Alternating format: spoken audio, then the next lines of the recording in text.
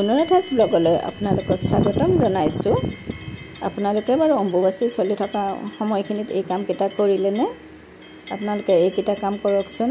কেঁচা গাখীৰ আৰু আপোনালোকে আম খাওক, যিয়ে আপোনালোকক অতি শুভ ফল প্ৰদান কৰিব। আম আৰু কেঁচা গাখীৰ খালে বছৰটোলৈ নিৰোগী হৈ থাকিব পাৰি, লগতে কোনো ধৰণৰ সৰ্পভয়ৰ পৰা মুক্ত হৈ থাকিব পাৰি। গতিকে কেঁচা গাখীৰ আম খাবলৈ নাপাহৰিব। আৰু লগতে আপোনালোকে এই কামটো কৰক, আপোনালোকে অকণমান চাউল কোনোবা ব্যক্তিক দান কৰক। চাউল, ফল মূল আৰু অকণমান পইচা দান কৰিলে আপোনালোকৰ বহুত শুভ ফল আপোনালোকে পাব। লগতে মা কামাখ্যাৰ আপোনালোকে আশীৰ্বাদ লাভ কৰিব। মা কামাখ্যাৰ আশীৰ্বাদ লাভ কৰিবলৈ হ'লে আপোনালোকে মাটি খন্দা, গছ কটা, মাটি ৰোৱা, পথাৰত কাম কৰা আদি এইকেইদিন কাম নকৰিব।